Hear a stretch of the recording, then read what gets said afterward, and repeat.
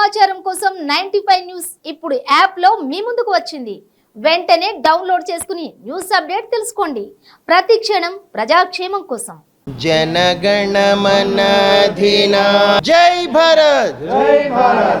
Welcome to 95 news. ప్రతి క్షణం ప్రజాక్షేమం కోసం. నేను మీ మాధురి. జనంతో మనం మనతో జనం కార్యక్రమానికి స్వాగతం.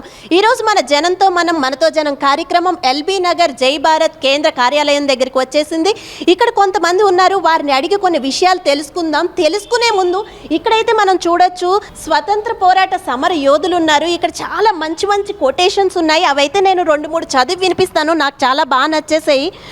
బాంబులు వేయమని, ప్రాణాలు తీయమని, విధ్వంసం చేయమని వేదాలు చెప్పలేదు, ఖురాన్ తెలుపలేదు, బైబుల్ బోధించలేదు.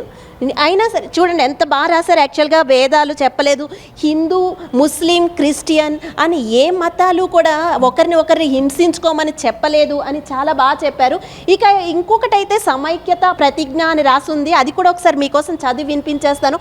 దైవ సాక్షిగా లేదా మనస్సాక్షిగా మా మతాలతో నిమిత్తం లేకుండా మేము ఒకే తల్లి తండ్రి బిడ్డల్లాగే పరస్పరం మసులుకుంటామని, ఎట్టి విభేదాలను రానివ్వమని, ఒకరి దుఃఖాన్ని మరొకరు స్వీకరిస్తామని, దాన్ని తొలగించుకోవడంలో ఒకరికొకరం తోడ్పడతామని, ఒకరి మత విశ్వాసాలను మరొకరం గౌరవిస్తామని, ఒకరి మత కార్యక్రమాలకు మరొకరు అడ్డు తగలబోమని ప్రకటిస్తున్నాము. మతం పేరిట పరస్పరం హింసాకాండకు మేము ఏనాడు చోటివ్వం. చూశారు కదా, చాలా బాగున్నాయి. ఇలా అయితే చాలా ఉన్నాయండి రాసి. యాక్చువల్గా ఇక్కడ ఉన్న వారితో మాట్లాడదాం. ఇప్పుడైతే మనతో పాటు ఇక్కడ విజయ్ శంకర్ స్వామి ఉన్నారు, మరికొంతమంది ఉన్నారు. వారందరితో మనం మాట్లాడేద్దాము. అసలు స్వాతంత్రం అసలు వచ్చిన తర్వాత ఎలాంటి మార్పులు వచ్చాయి, నిజంగా మనకి స్వాతంత్రం వచ్చిందా, మనం ఏమేమి ఇబ్బందులు పడుతున్నామో, అసలు అప్పటికి ఇప్పటికి ఏం డిఫరెన్స్లు ఉన్నాయి అన్నీ కనుక్కుందాము. నాతో పాటు మీరు కూడా వచ్చేయండి. ముందుగా మా 95 వ్యూవర్స్ అందరికీ కూడా హ్యాపీ ఇండిపెండెన్స్ డే. ఇక్కడున్న మీ అందరికీ కూడా హ్యాపీ ఇండిపెండెన్స్ డే అండి. ముందుగా విజయ్ శంకర్ స్వామి గారి దగ్గరికి వెళ్ళిపోదాము. ఆయన అడిగి కొన్ని విషయాలు తెలుసుకుందాము. Happy independence day Vijay Shankar Sharma గారు. తర్వాత గురుగారు మీకు నమస్కారములు. గురుగారు చెప్పండి, అంటే ఇక్కడైతే మేము చాలా విషయాలు చూసాము. అన్ని మతాలు ఒకటే, కానీ మత కలహాలు అలా జరుగుతూనే ఉన్నాయి. ఎక్కడో ఒక్కడ యాక్చువల్ మతం గురించి కొట్టుకుని చేస్తున్నారు. అసలు మీరేమంటారు అలాంటి వాళ్ళ గురించి? ఈ మత కలహాలు అనేవి ఎందుకు జరుగుతున్నాయి అంటారు? ఓం నమో వెంకటేశాయ. భారతదేశం భిన్న సంస్కృతుల కలయిక. భారతదేశం భిన్నత్వంలోనే ఏకత్వం అని స్వామి వివేకానందుడు ప్రపంచ చికాగో సమావేశాల్లో ఇదే విషయాన్ని, భిన్నత్వంలో ఏకత్వం నిజమైన భారతీయ సంస్కృతిని అమెరికా చికాగో సమావేశాల్లో చెప్పడం అనేటువంటిది జరిగింది. ఈ మత విద్వేషాలు ఎందుకు జరుగుతున్నాయంటే, మతాల సారం తెలియనటువంటి కొద్దిమంది అటువంటి వ్యక్తులతో మత విద్వేషాలు జరుగుతున్నాయి. ప్రపంచంలో ఇప్పటి వరకు మొదటి ప్రపంచం, రెండో ప్రపంచ యుద్ధానికంటే మత విద్వేషాల్లోనే ఎక్కువ మంది చనిపోయారు. అందుకు దీని దృష్ట్యా మా గురు సమానులైనటువంటి జై భారత్ వ్యవస్థాపకుడు రమణమూర్తి గారు, అనేక మంది ప్రముఖులు కలిసి జేహో అనేటువంటి ఒక సంస్థను ఏర్పడడం జరిగింది. దీని జేహోకు నేను జాతీయ అధ్యక్షుడిని, నా పక్కనున్న మల్లికా వల్లభ జాతీయ కార్యదర్శి, అటువైపు ఉన్న లోకనాథ్ గారు జై భారత్ ప్రధాన కార్యదర్శి, ఇంకా టౌన్లో ఉన్న ప్రముఖులు కూడా జరిగింది. కనుక జేహో ఉన్నటువంటి ప్రధాన లక్ష్యం ఏంటంటే, నిజమైన భారతీయ సంస్కృతి, మత సామరస్యం, హిందూ ముస్లిం ఐక్యతను భారతదేశంలో కాపాడుకోవడం అనేటువంటి ఏర్పడిన సంస్థ జేహో.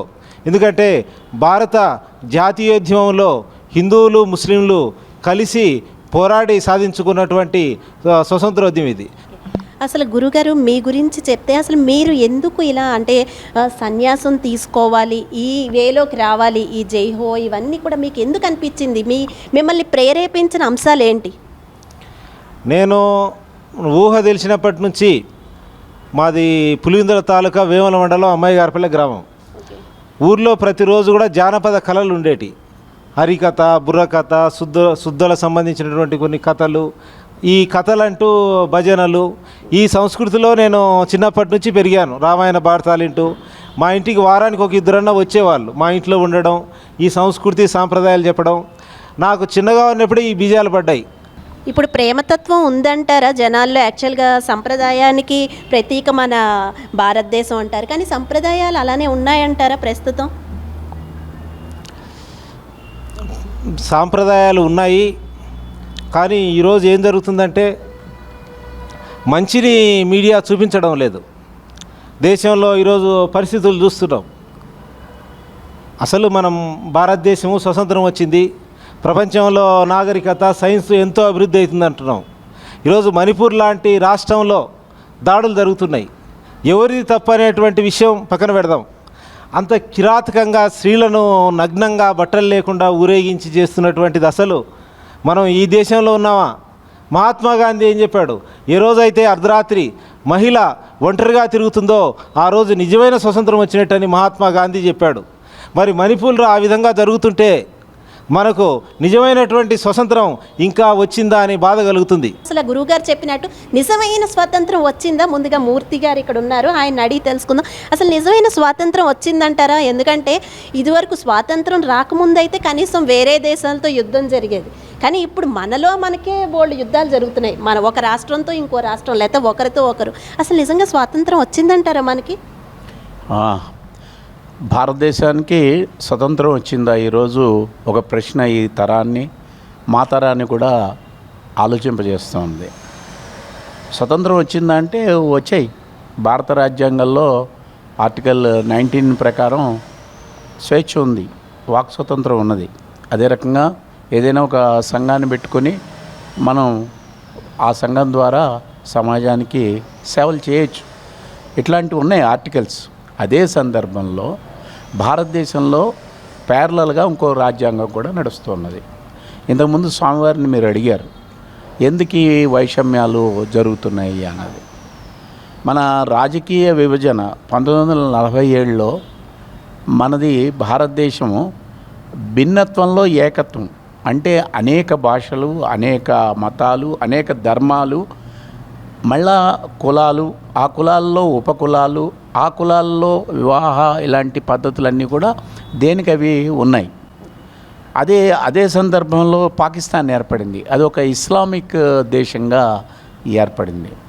దీనివల్ల ఏమవుతుందని అంటే భారతదేశమేమో భిన్నత్వంలో ఏకత్వం ఉంది, పక్కనేమో ఒక ఇస్లామిక్ దేశం ఉన్నది. దీనివల్ల ఆ ఇస్లామిక్ దేశాన్ని చూపించి భారతదేశాన్ని కూడా ఒక మతరాజ్యంగా మార్చాలనే శక్తులు ముందుకు వస్తున్నాయి. అది ఈరోజు స్వతంత్రానికి ప్రమాదకరంగా ఉన్నాయనేది నా యొక్క అభిప్రాయం. ఇకపోతే ఆర్థికంగా చూద్దాం. కరోనా అనే ఒక వైద్యపరంగా అందరి మీద జరిగిన ఒక దాడి, ప్రపంచవ్యాప్తంగానే కరోనా వచ్చింది. కరోనా వచ్చినప్పుడు భారతదేశంలో కడు పేదలుగా మారిపోయినారు ధనవంతులు కూడా, కానీ అదానీ ఆస్తులు మాత్రం కోట్లకి పడగెత్తింది. అంటే మన రాజకీయాలు, కుబేర్లకి ఒక రాజకీయం ఉంది, పేదవాళ్ళకి ఒక రాజకీయం ఉన్నది. ఈరోజుని పెట్రోల్ ధరలు పెరిగినాయి, డీజిల్ ధరలు పెరిగినాయి. టమాటా చికెన్ ఏమో 180 రూపాయలు, టమాటా 200 రూపాయలు అమ్మారు. ఆ రకంగా ధరల మీద నియంత్రణ లేని ఒక 76 ఏళ్ల స్వతంత్రంలో ధరలను నియంత్రించలేని అస్వతంత్రంలో ఉన్నాం మనం. అందుకని మన దగ్గర ప్రధానమైన 3 అంశాలు ఉన్నాయి. ఒకటి ఏంటంటే వైద్యం, అది పేదలకు ఉచితంగా అందాలి. అలాగే విద్య, అందరూ చదువుకోవడానికి విద్య కావాలి. అదే రకంగా కష్టపడి పనిచేస్తానన్న వాడికి ఉద్యోగం రావాలి. ఈ 3 రాగలిగితే కనుక దీన్నే భగత్ సింగ్ ఏమంటాడంటే భారతదేశానికి సంపూర్ణ స్వాతంత్రం రావాలి అని అంటాడు. చాలా బాగా చెప్పారండి. యాక్చువల్గా మూర్తి గారితో ఏకీభవిస్తారా? ఒకసారి మనం యోగా మాస్టర్ దగ్గరికి వచ్చేద్దాము. కాసేపు స్ట్రెస్ రిలీఫ్ అనమాట. ఆయన చెప్తున్నారు పిల్లల్ని కార్పొరేట్ స్కూల్స్లో బాగా రుబ్బేస్తున్నారని, తర్వాత కరోనా టైంలో కూడా చాలామంది ఆర్థిక ఇబ్బందులు ఇదయ్యారని, ఇవన్నీ చెప్తున్నారు కదా. అసలు మీరు యోగా టీచర్గా యోగా ఎంతవరకు ఉపయోగపడుతుందండి ఇలాంటి స్ట్రెస్ ఇలాంటివి వచ్చినప్పుడు, బాధలు వచ్చినప్పుడు? అందరికీ నమస్కారం అండి. నా పేరు రవీంద్రాచారి. నాకు ఇప్పుడు 68 అండి, 68 సంవత్సరాలు. నేను జనరల్గా మామూలుగా అయితే నేను ఫస్ట్ నుంచి కూడా గ్రౌండ్ పోయేది. అప్పట్లో ఇవన్నీ యోగా ఇవన్నీ మాకు తెలియదు. అయితే బేసిక్గా కబడ్డీ ప్లేయర్ నేను.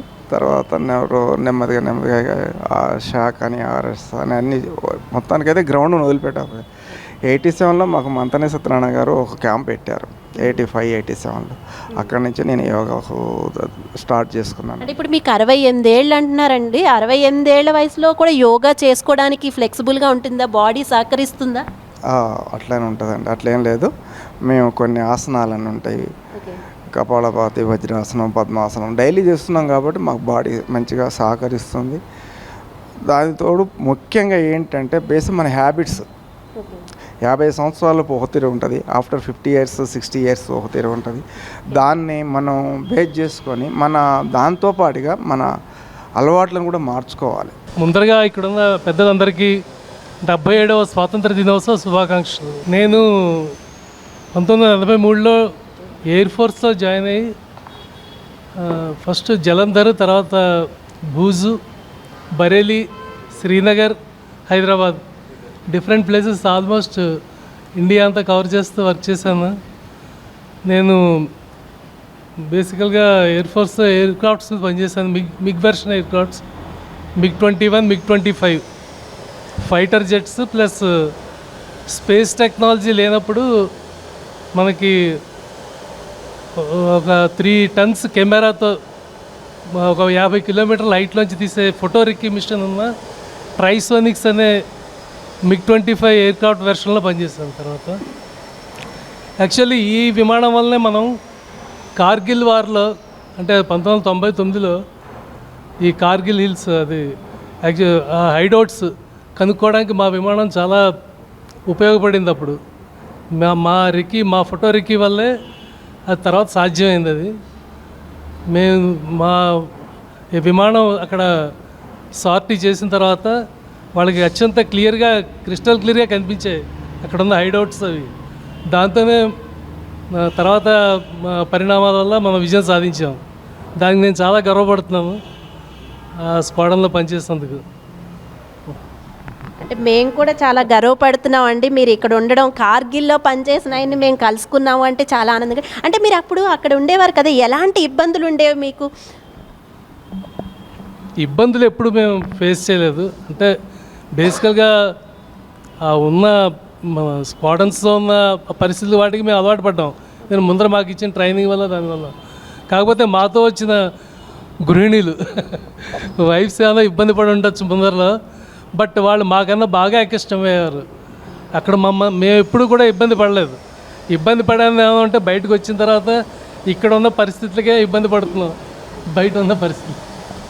మీరు అక్కడ అంటే ఉన్నప్పుడు ఆ యుద్ధాలు అవి జరుగుతున్నప్పుడు మీరు ఎన్నో చూసుంటారు కదా, బట్ ఇక్కడికి వచ్చిన తర్వాత మీరు అన్నట్టు ఇక్కడే ఇబ్బంది పడుతున్నాం అంటున్నారు కదా, ఇక్కడ ఎలాంటి ఇబ్బందులు పడుతున్నారు అంటారు? అక్కడ మీద యాక్చువల్ మీరు అంత దేశం కోసం పోరాడి వస్తుంటారు, కానీ ఇక్కడికి వచ్చిన తర్వాత మనలో మనమే చాలా ఉంటూ ఉంటాయి గొడవలని. ఇక్కడ మనమైతే ఇక్కడ జై భారత్ కార్యదర్శి లోకనాథ్ గారితో ఉన్నాము. చెప్పండి సార్, ఈ సంస్థ ఎప్పుడు పెట్టారో, అసలు జై భారత్ బయటికి అంటే రావడానికి కారణం ఏంటి? ఈ సంస్థ పెట్టాలి అనే ఆలోచనకి ఏంటి ముఖ్య కారణం? స్వామి గారు చెప్పారు, మీరు కూడా ఒకసారి చెప్పండి. నమస్కారం అండి అందరికీ. నా పేరు లోకనాథ్, నేను జై భారత్ జాతీయ కార్యదర్శిని. విజయవిహారం పత్రిక రీడర్స్ అందరూ కలిసి జై భారత్ అనే ఉద్యమ సంస్థను ప్రారంభించుకోవడం జరిగింది.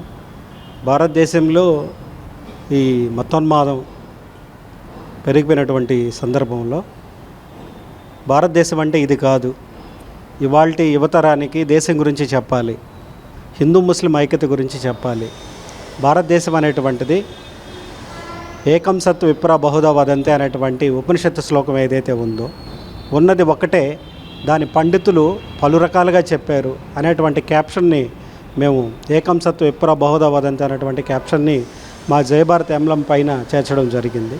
అలాగే దాని కిందే ఇది భారతీయ విప్లవానికి కొనసాగింపుగా అనేటువంటిది కూడా మేము ఖాయం చేయడం జరిగింది. అంటే మేమేం చెప్తున్నామంటే భారతదేశం అనేటువంటిది మిగతా ప్రపంచ దేశాలన్నిటికీ ఒక గురువు లాంటిది. ఇక్కడ ఉన్నటువంటి తాత్విక ఫిలాసఫీ ఇది అనేక రకమైనటువంటి సంస్కృతుల్ని, అనేక రకమైనటువంటి మతాల్ని అన్నిట్లు కూడా ఆకలింపజేసుకున్నటువంటి దేశం ఇది. ఇది ఏ ఒక్క మతానికి కొమ్ము కాస్తున్నటువంటి దేశంగా ఆది నుంచి కూడా లేదు. మన దగ్గర ఉన్నటువంటి వేదాలు కానీ ఉపనిషత్తులు కానీ ఇవన్నీ కూడా భిన్నమైనటువంటి ఆలోచన ధోరణిని యాక్సెప్ట్ చేసినాయి. అలాగే మన భారతదేశంలో ఉద్భవించినటువంటి ఒక మహానుభావుడు వివేకానంద ఏం చెప్పాడంటే, వేదాంతం మేధస్సు, ఇస్లాం శరీరం అనేటువంటిది ఈ వాల్టికి అవసరం ఏముంది భారతదేశానికి అని చెప్పాడు. అలాగే ఈ రకంగా మత ఘర్షణలు భారతదేశంలో జరుగుతున్నటువంటి సందర్భంలో ఈ మతపరమైనటువంటి అసహనం పెరిగిపోతున్నటువంటి రోజుల్లో మేము ఏం చెప్తున్నామంటే హిందువులు, ముస్లింలు, అలాగే ఏ మతస్థుడైనా సరే మీరు బావిలో ఉన్నారు, అసలైనటువంటి సముద్రం వేరే ఉంది, మీరు ఆ సముద్రాన్ని చేరుకోవాలంటే మీరు ఆ మతాల పరిధులు దాటి రావాలి అనేటువంటిది మేము చెప్పడం జరుగుతుంది. అందువల్లే ఆయన ఏం చెప్పాడంటే వేదాలు, బైబిల్, ఖురాన్ దాటి మానవాళిని ముందుకు నడిపించాలని మహానీయుడు వివేకానంద చెప్పినటువంటి శ్లోకాన్ని, ఆ మాటలు తీసుకొని ఇవాళ జయభర్త పనిచేస్తాం. ఇవాళ మత అసహనం పెరిగిపోయింది భారతదేశంలో, ఇది ఉండాల్సిందే కాదు. అందువల్ల ఒక వివేకానందుడు అవసరం ఉంది, అలాగే మహాత్మా గాంధీ అవసరం ఉంది, అలాగే ఇక్కడ మీరు ఇంతకుముందు షూట్ చేశారు అష్ఫాక్ బిస్మిల్, రాంప్రసాద్ బిస్మిల్, భగత్ సింగ్ సమకాలికులు. వీళ్ళు ఆ రోజు భారతదేశ స్వతంత్ర సంగ్రామంలో హిందూ ముస్లింలు ఇరువురు వాళ్ళు చెయ్యి కలిపి భారతదేశానికి స్వతంత్రం తీసుకొచ్చారు. అలాగే వాళ్ళని ఉరివేసినప్పుడు బ్రిటిష్ గవర్నమెంట్ వాళ్ళు ఏం కోరుకున్నారంటే మా స్మృతి చిహ్నంగా మీరు మాకు విగ్రహాలు అక్కర్లేదు, ఇవాళ భారతదేశంలో హిందూ ముస్లిం ఐక్యత అవసరం, మీరు దాన్ని నెలకొల్పండి, హిందూ ముస్లిం ఐక్యత నెలకొల్పితే మీరు మాకు స్మృతి చిహ్నాలను నిర్మించినట్టే అనేటివే మన వీరులు చెప్పారు, మన నాయకులు చెప్పారు, వాళ్ళ ప్రాణాలు అర్పించారు. వీళ్ళ జీవితాన్ని ఇవాళ పాఠ్యాంశాల్లో లేదు, చరిత్రను తీసేస్తున్నారు పాఠ్యాంశాల్లో. అందువల్ల ఈ దేశం ఎవరికి మన వారసులుగా ఉండమనేటువంటిది ఇవాళ ఈ దేశ యువజనం తెలుసుకోవాలి. అందువల్ల మేము దాదాపు 12 రాష్ట్రాల్లో విజయశంకర స్వామి గారి ఆధ్వర్యంలో జైహో సంస్థని, హిందూ ముస్లిం ఐక్యతని మేము నిర్మించడానికి విభిన్నమైనటువంటి భాషల్లో కూడా మేము పుస్తకాలు, లిటరేచర్ తీసుకురావడం, అష్ఫాక్ బిస్మిల్కి సంబంధించినటువంటి కరపత్రాలని లక్షల స్థాయిలో మేము ముద్రించి 12 రాష్ట్రాల్లో హిందూ ముస్లిం ఐక్యత కార్యక్రమాలు నిర్వహిస్తూ ఉన్నాం. ఇది నిరంతరం కొనసాగుతూ ఉంటుంది. ఈ రకమైనటువంటి కాన్సెప్ట్, ఈ రకమైనటువంటి భావాచలం భారతదేశంలో ఉంది అనేటువంటిది ఇవాళ యువతరం తెలియదు.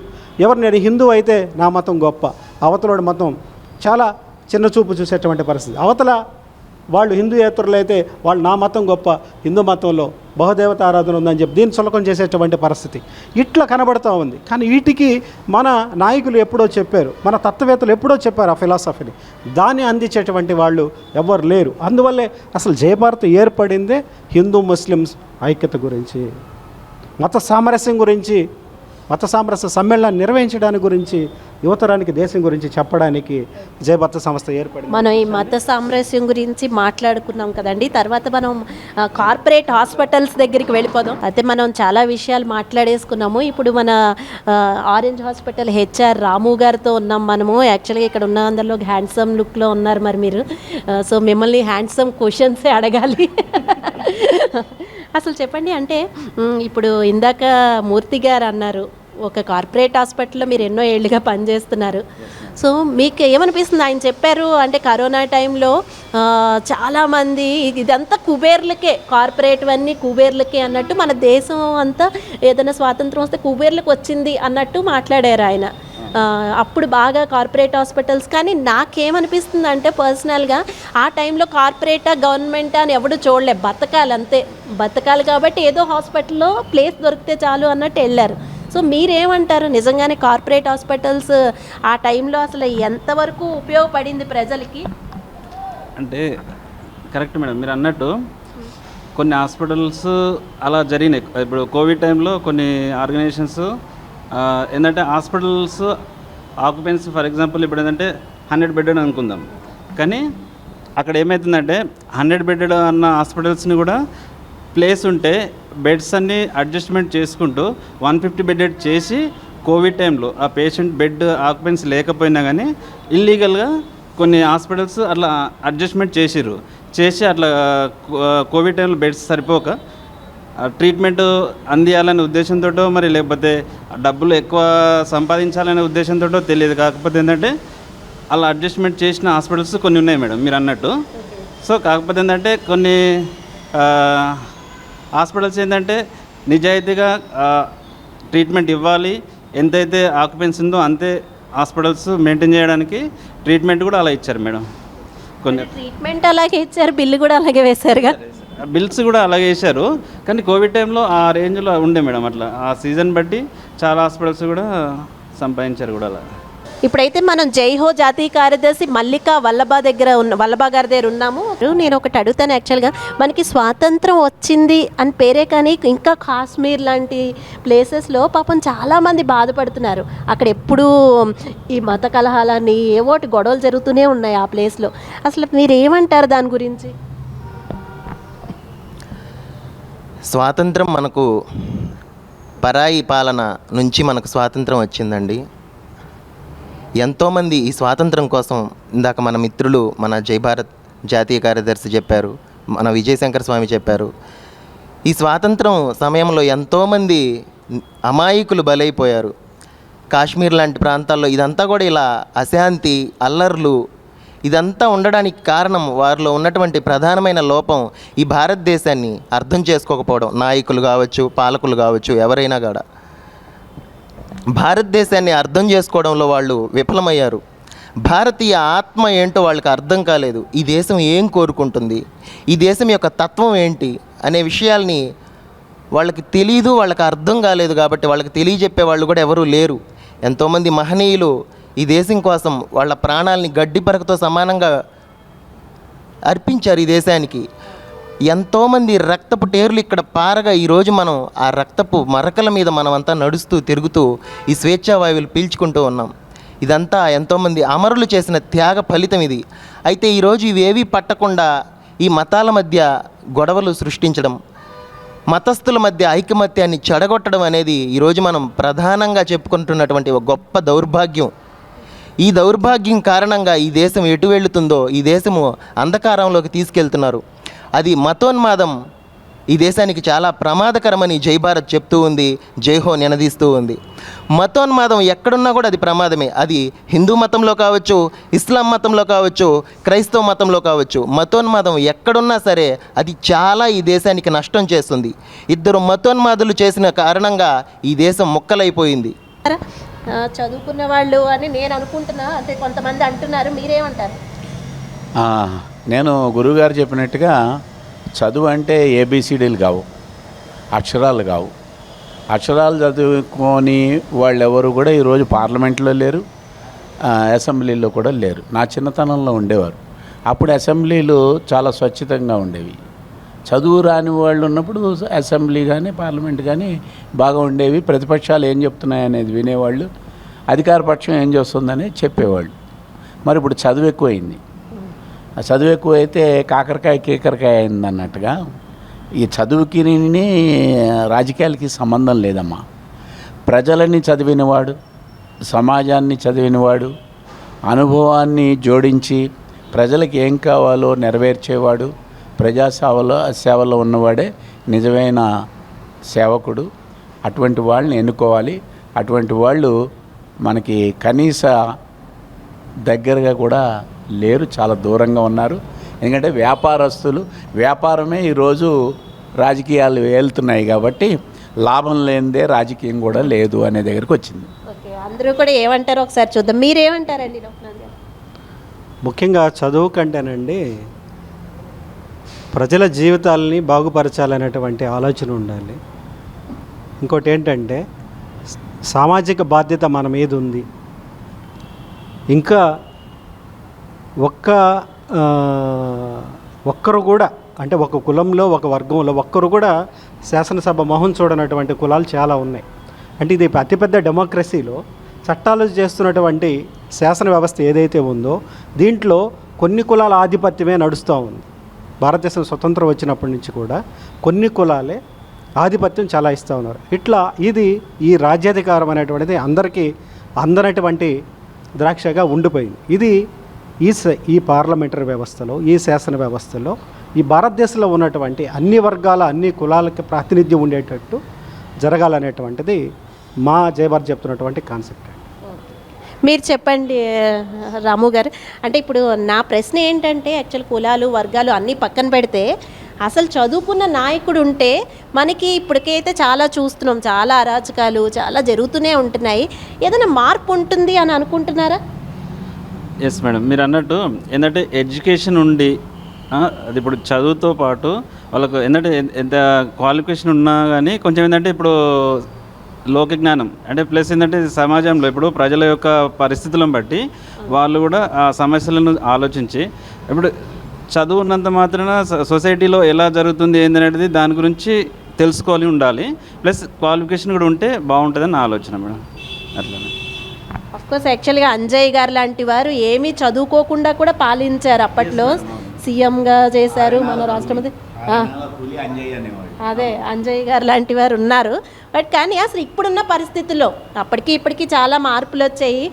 ఇప్పుడున్న పరిస్థితుల్లో మీరు ఏకీభవిస్తారా స్వామి గారు చెప్పిన మాటలకి, మూర్తి గారు చెప్పిన వాటికి? మీరేమంటారు చెప్పండి ఒక యోగా టీచర్గా?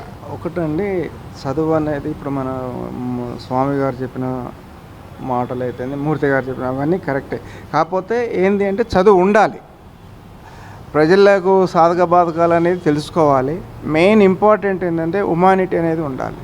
అది లేనప్పుడు ఆయన ఎంత చేసినా కూడా వ్యర్థం. కాకపోతే ఏంటంటే ఇప్పుడున్న పరిస్థితిలో చదువు అనేది ఉండాలి, మినిమం స్టాండర్డ్ అనేది ఉండాలి.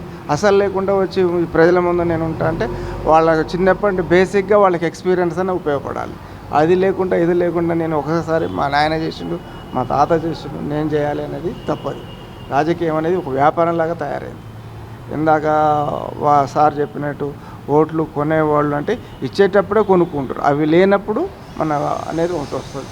కాబట్టి చదువు అనేది ఇంపార్టెంటే. కాకపోతే లీడర్స్కి ఏంటి అంటే ప్రజలకు అనుబంధకు దగ్గరలో ఉండాలి, వాళ్ళ సాధక బాధలు చూడాలి. మెయిన్ ఏంటంటే హ్యుమానిటీ అనేది ఇంపార్టెంట్.